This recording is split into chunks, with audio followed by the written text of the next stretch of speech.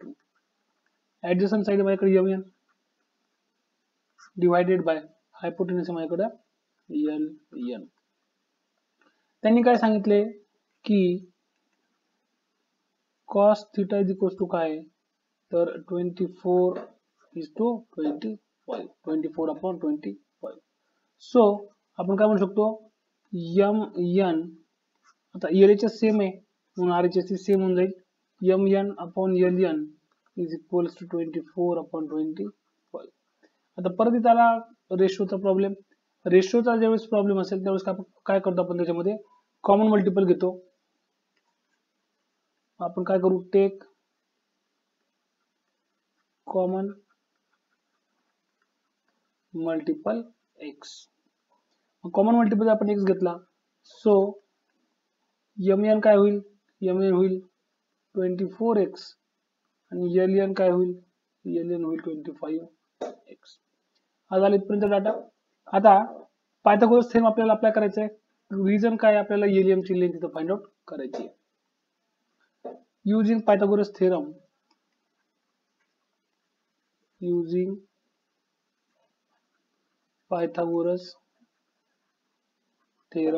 जर मी Pythagoras theorem use केला तर मला काय भेटेल L N square is equals to L M square plus L N किती माझ्याकडे 25 म्हणजे 25x आहे चा square is equals to L M काय माझ्याकडे सॉरी एम एन आहे माझ्याकडे एल एम ठीक आहे एल एम पुढे लिहितो 24x चा square plus L M square as it is. आता ते एल एम अननोन आहे आपल्याला आणि एल एन आणि एम एन च्या व्हॅल्यू माहिती आहेत तर मी काय करतो मग L M square right hand side sorry left hand साइडला घेतो L M square is equals to हा 25x square as it is घेतला. आता हा एल एम स्क्वेअरच्या साईडला होता त्यावेळेस प्लस होता मग समोरच्या साईडला पाठवला तर राहून जाईल मायनस इज इक्वल टू परत इथं ए स्क्वेअर मायनस बी स्क्वेअरचा फॉर्म्युला अप्लाय करायचा म्हणजे काय मिळेल आपल्याला 25x मायनस 24x पहिल्या ब्रॅकेटमध्ये दुसऱ्या ब्रॅकेटमध्ये 25x प्लस 24x म्हणजे काय होईल 25x मायनस 24x हा शिल्लक राहील पण फक्त x into 25x plus 24x हा होईल 49x. ही व्हॅल्यू कशाची आपली आलेली एल एम स्क्वेअरची म्हणजे L M square is equals to आता 49 ला मी 7 स्क्वेअर लिहू शकतो इंटू x आहे यालाही मी x स्क्वेअर यूज करू शकतो म्हणजे परत मी फॉर्म्युला यूज करणार a to the power m into b to the power m is equals to ab to the power m म्हणजे हा काय होईल 7x टू द पॉवर 2 कशाची व्हॅल्यू ही एल एम स्क्वेअरची. सो एल एम काय होईल 7x. काय केलं मी तर स्क्वेअर रूट घेतला बोथ साइडचा square root on both sides वाटलं तिथं टेक लिहू आपण take square root on both sides. L M झाला माझ्याकडे 7x. आता जर डायग्राम मध्ये पाहिलं मी एक रफ डायग्राम काढतो इथं हा होता माझ्याकडे एल हा होता एम हा होता एन आपल्याकडे एल एम होता 25x एम एन होता 24x आणि आत्ताच एल एम आले आपल्याकडे 7x. मग आता जर पाहिलं या डायग्राम मध्ये तर आपल्याला विचारलं काय काय रेशो आहेत त्यांनी साइन थिटा आणि टॅन थिटा. मग साइन थिटा काय असेल सो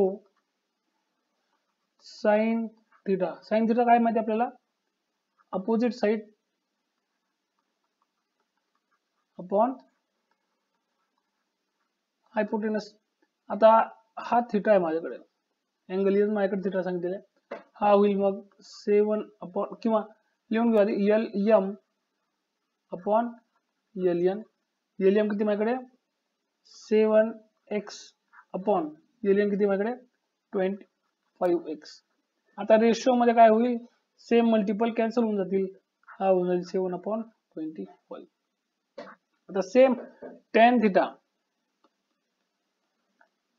थिटा काय असतो अपोजिट साइड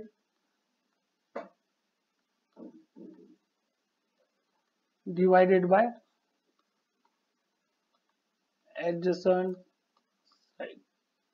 अपोजिट साइड किती माझ्याकडे 7 अपॉन ऍडजसंट साइड किती माझ्याकडे 24 एक्स एक्स. आता इथं परत परत रेशो मध्ये काय दोन्हीचे फॅक्टर काय एक्स कॉमन आहे, मग एक्स कॉमन कॅन्सल होऊन जाईल 7/24. हा झाला आपला मेन प्रॉब्लेम. त्याच्यानंतर त्यांनी आपल्याला परत त्याच्यात विचारलं होतं sine square of theta and cos square of theta. आता आपण simple sine square of theta म्हणजे साइन थिटाचा स्क्वेअर. तर साइन थिटा किती माझ्याकडे इथं 7/25 चा स्क्वेअर. हा किती होईल 49/625. आणि कॉस स्क्वेअर थिटा काय होईल cos square theta is equals to cos थिटाचा स्क्वेअर 24 त्यांनी दिलेले आपल्याला ते कॅल्क्युलेट करायची गरज नव्हती. 24/25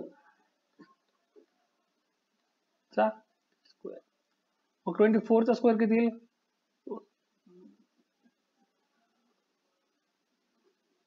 576/25 625.